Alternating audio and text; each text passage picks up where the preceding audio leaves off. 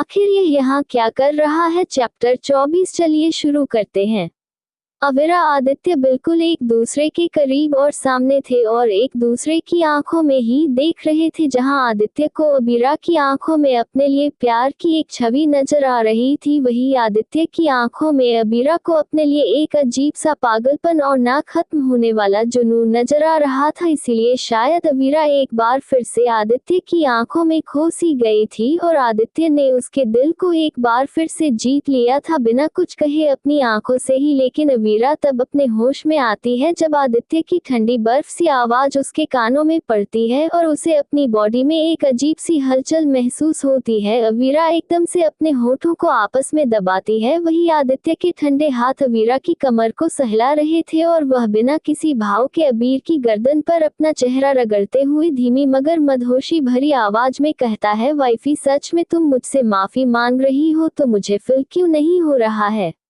आदित्य की यह बात सुनकर अवीरा के कान मानो सुन पड़ गए थे और उसे समझ नहीं आ रहा था कि आखिर उसका यह अद्भुत परमेश्वर कहना क्या चाहता है। माफी को भला कैसे फील कर सकते हैं? वह तो बस मांगी जाती है और सामने वाले पर डिपेंड करता है कि वह माफ करे ना करे, भला उसे फील कैसे कर सकते हैं? अवीरा कंफ्यूजन से बुदबुदाती है कि तभी आदित्य तिरछी मुस्कुराहट के साथ कहता है, I am feel now new और apology wifey come fast I am not for wait me. अब तो अवीरा के चेहरे का रंग एकदम से काला पड़ गया। आखिर भला वह कैसे आदित्य को अपनी माफी महसूस करवा सकती थी? उसे तो कुछ भी समझ नहीं आ रहा था। ऊपर से आदित्य की कुछ बातें तो हमेशा ही ऐसी थी जो हमेशा ही उसके सर के ऊपर से जाती थी, क्योंकि यह मुली इंसान कब ना जाने किस तरह की डिमांड कर ली। ऊपर से इतना जिद्दी कि अपनी ख्वाहिश पूरी करने के लिए किसी भी हद तक जा सकता था। इसीलिए अवीरा अपने मन में सोचते हुए अपने होठों को आपस में चबाते हुए धीमी और प्यारी सी आवाज में कहती है, आई एम सॉरी हस्बैंड। लेकिन आदित्य अवीरा की इस माफी से बिल्कुल भी खुश नजर नहीं आ रहा था, क्योंकि उसे अवीरा के मुंह से इस तरह की ही माफी की उम्मीद तो पहले से ही कर लेनी चाहिए थी। लेकिन फिर भी वह थोड़ी बहुत तो उम्मीद कर ही रहा था कि शायद अवीरा उसकी बात समझ गई होगी, जबकि उसने इतनी बार उसे हिंट दिए थे पूरी तरह से क्लियर कि वह किस तरह की माफी चाहता है। लेकिन क्या करे, अब अवीरा तो अवीरा ही थी। और फिर माफी मांगने के बाद अवीरा मासूम से आदित्य को देखने लगती है उम्मीद भरी नजरों से कि शायद उसने अब उसे माफ कर दिया होगा, जिससे आदित्य का दिल भी थोड़ा बहुत पिघल ही जाता है और वो एक लंबी गहरी सांस लेते हुए अवीरा के माथे को अपने माथे से जोड़ते हुए कहता है, अगली बार माफ नहीं करूंगा। अवीरा तो बहुत ज्यादा खुश हो जाती है आदित्य की माफी मिलने के बाद। वही आदित्य भी अपना ब्रेकफास्ट करके कंपनी के लिए निकल जाता है, वही अवीरा भी तैयार होकर कॉलेज के लिए निकल जाती है। अवीरा कॉलेज जाने के बाद सीधे अपनी क्लासरूम में आ जाती है। वही क्लासरूम में अभी तक प्रोफेसर नहीं आए थे, इसीलिए सारे स्टूडेंट आपस में बातें कर रहे थे। लेकिन जैसे ही वह अवीरा को देखते हैं तो पूरी क्लास का ध्यान अवीरा पर ही आ जाता है, क्योंकि अवीरा कुछ ही दिनों में पूरे कॉलेज में फेमस हो चुकी थी अपने कारनामों की वजह से। अवीरा सभी लोगों की अजीब नजरों को खुद पर महसूस कर खुद से ही कहती है, ये लोग मुझे ऐसे क्यों देख रहे हैं जैसे मैं कोई एलियन हूँ, भाड़ में जाए मुझे क्या। और फिर वो सभी स्टूडेंट्स की नजरों को इग्नोर कर मधु के पास आकर उसके बगल वाली चेयर पर बैठ जाती है। वही मधु का ध्यान अपनी बुक्स में था, जिसकी वजह से उसने अभी तक अवीरा को नोटिस नहीं किया था और वह पेंसिल को अपने मुंह में चबाते हुए कंफ्यूजन से खुद से ही कहती है, यह मैथ भी ना एक नंबर की खाओ जड़ू सभ्यता है, जितना पढ़ लो उतना ही सर के ऊपर से जाती है। कल के लेक्चर में भी कुछ समझ नहीं आया कि तभी अवीरा उसके हाथ से पेंसिल लेते हुए कहती है, क्या यार तू बच्ची है, इतना इजी से क्वेश्चन है और उसके लिए भी तेरे ड्रामा ही खत्म नहीं हो रहे। मधु एकदम से अपना सर ऊपर कर अवीरा को देखती है और कंफ्यूजन से कहती है, तू यहाँ तो। अवीरा थोड़ा इधर उधर देखते हुए कि क्यों यहाँ नहीं आऊंगी तो कहाँ जाऊंगी, वैसे तुझे क्या हो गया है, तू मुझे ऐसे शॉकिंग एक्सप्रेशन क्यों दे रही है जैसे तूने भूत देख लिया हो। तो मधु थोड़ा हिचकी चाहते हुए कहती है, एक्चुअली यार जो तूने उस दिन बड़ा धमाका किया था ना, उसके बाद से तो सच कह रही हूँ तू तो पूरे कॉलेज में फेमस हो गई और साथ ही अब तो तू इतनी ज्यादा प्रीटी है, कसम से पूरे कॉलेज के लड़के तो तेरे ही आगे पीछे घूमने वाले हैं। तो मुझे लगा कि तू तो मुझे भूल ही गई होगी अब तक, और कल भी तू कॉलेज नहीं आई थी तो अभी ना अपना सर पकड़ लेती है और कहती है यार कल मैं फंस गई थी इसीलिए नहीं आ पाए। और यह अपने छोटे से दिमाग में इधर उधर की फिजूल की बातें मत घुसाना बंद कर दे, क्योंकि तेरा पीछा मैं इतनी आसानी से नहीं छोड़ने वाली हूँ, समझ में आया? ये बोलकर अविरा उसे मैथ के क्वेश्चन समझने लगती है। तो मधु एकदम से अबीर के हाथ से पेंसिल लेते हुए कहती है अरे यार इस क्वेश्चन को बाद में समझाए, पहले तो मेरी बात सुन। ये बोलते हुए मधु एकदम से कॉपी पेंसिल ले लेती है और उसे अपने सामने कंधे से पकड़कर एक साइड होते हुए कहती है सच्ची कह रही हूँ यार मैं तेरी बिगेस्ट फैन हो गई। मैं उस दिन त्रिशा का चेहरा तो देखने लायक था, कैसा मुंह हो गया था उसका, माफी मांगने के लिए मरी जा रही थी तुझे, लेकिन तूने तो उसे बिल्कुल टोटली इग्नोर कर दिया था। वैसे तू उसे कैसे जानती है? मधु ने अभी तक ये बोला ही था कि तभी पीछे से रजत अविरा को पीछे से हक करते हुए कहता है मिस ब्यूटी मुझे तो पहले से ही पता था कि तुम कमाल हो, पूरा की पूरा बवाल हो। कि तभी अविरा यूं अचानक से अपने ऊपर किसी की पकड़ महसूस कर गुस्से से उसे खुद से दूर धक्का देती है और रजत की शक्ल देख गुस्से से तमतमाते हुए कहती है ये क्या बदतमीजी है, मैंने कितनी बार तुझे कहा है इस तरह चिपका मत कर। अविर की आवाज बहुत तेज थी जिससे सभी स्टूडेंट्स उसकी ओर ही देखने लगते हैं। वही रजत यूं अचानक से धक्के की वजह से 2 कदम पीछे हो जाता है, लेकिन फिर बेशर्मों की तरह हंसते हुए कहता है क्या सुबह सुबह तुमने लाल मिर्ची खाई थी जो इतनी लाल पीली हुई जा रही हो? यार मैं तो एक नॉर्मल हक किया था, आखिर फ्रेंड्स में तो ये चलता रहता है। अविरा रजत की यह बात सुन मुंह बनाते हुए कहती है कौन से फ्रेंड्स और किसका फ्रेंड? मैं कोई तेरी फ्रेंड नहीं हूँ, और वैसे भी मैंने तुझे पहले ही बोल दिया है कि तुम मुझे 2 कदम की दूरी रख, आई एम नॉट फॉर इंटरेस्टेड। तो रजत मुस्कुराते हुए एकदम से अविरा की बगल वाली चेयर पर बैठते हुए कहता है क्या यार तू एक ही बात बार बार बोलते हुए बोर नहीं होती? और वैसे भी आई लाइक यू, मैं इतनी जल्दी तेरा पीछा नहीं छोड़ने वाला हूँ जब तक तू मन नहीं जाती, क्योंकि एक बार जब रजत को कोई पसंद आ जाता है तो रजत उसे अपना बना कर ही रहता है। और वैसे भी मेरी कोई गर्लफ्रेंड अभी कर्ट में तो नहीं है, क्योंकि मैंने ब्रेकअप कर लिया है कुछ दिन पहले ही, और नहीं कोई तेरा बॉयफ्रेंड, तो मुझ में क्या बुराई है? तो अविरा ने रजत की ये फालतू की बकवास सुन अजीब सा मुंह बनाते हुए कहा बुराई और तुझ में किसने कहा? मैं ऐसी सस्ती चीजें का शौक नहीं रखती। यह बोल अविरा अपने बाल झटकती है।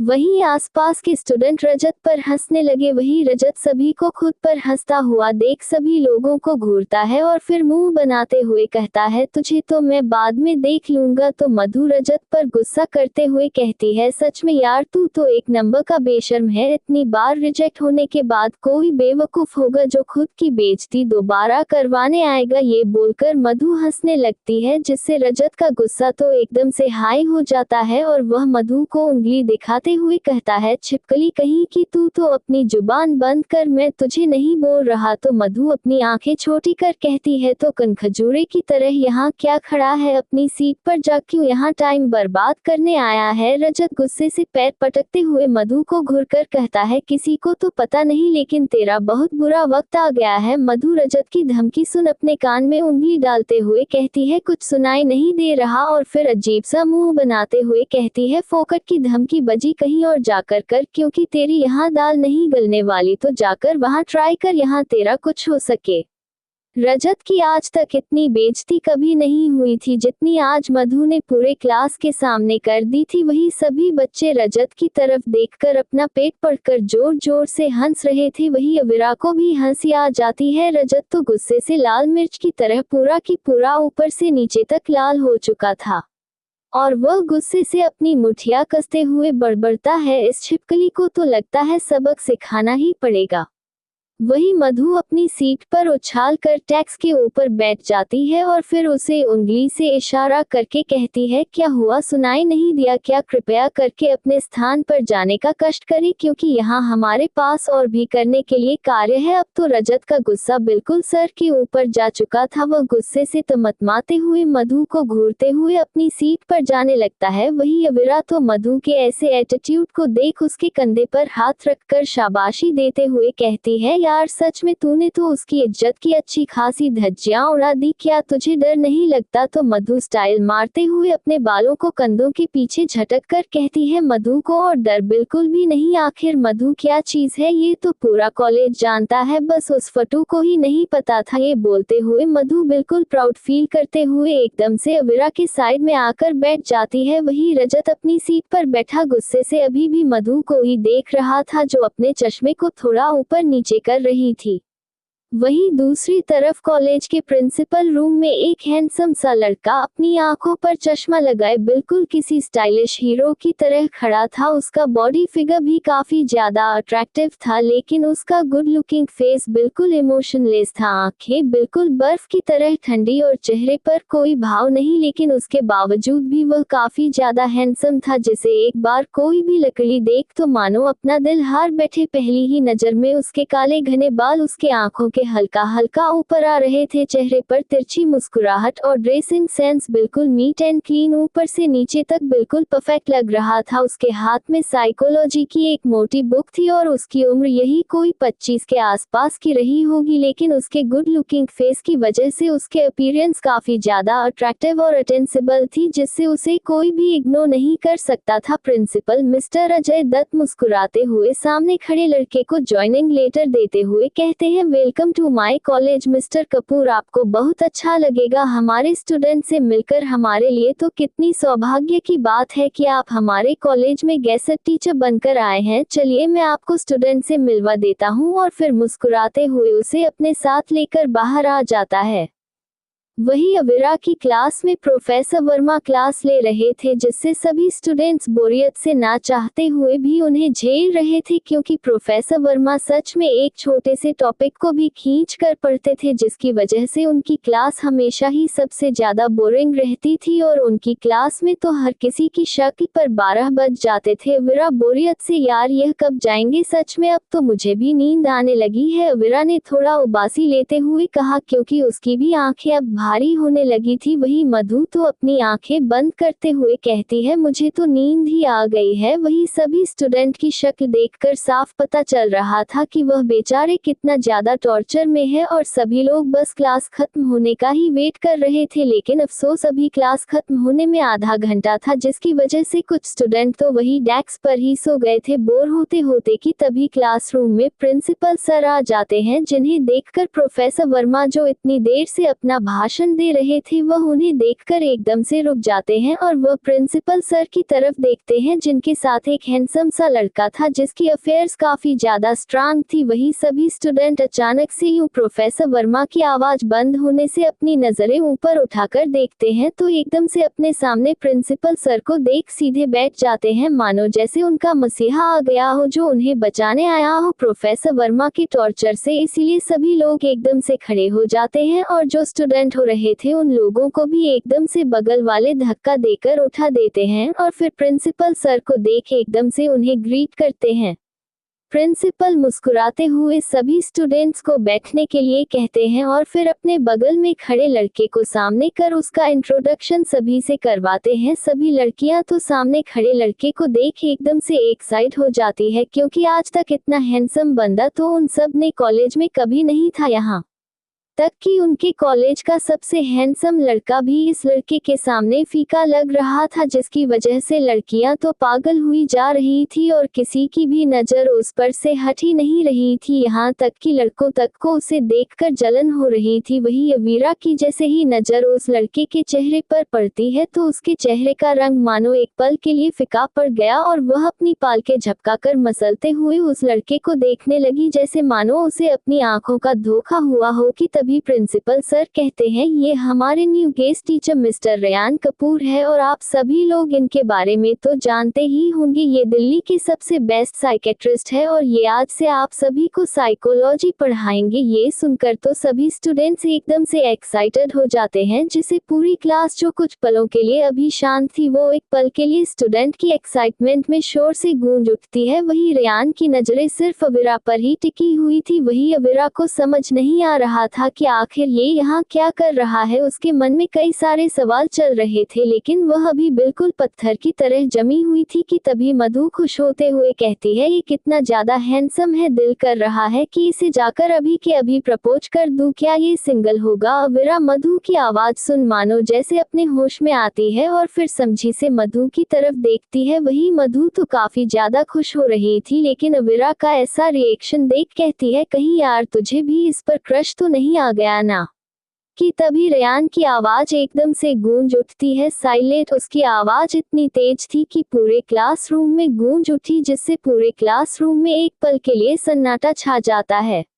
आखिर अब आगे क्या होगा, कौन है रेयान कपूर और अविरा कैसे जानती है रेयान को और क्यों उसे देखकर वह इतनी हैरान है, यहाँ पर आखिर क्या रंग लाएगी ये कहानी, आगे जानेंगे। जल्दी मिलते हैं नेक्स्ट एपिसोड में। Thanks for watching.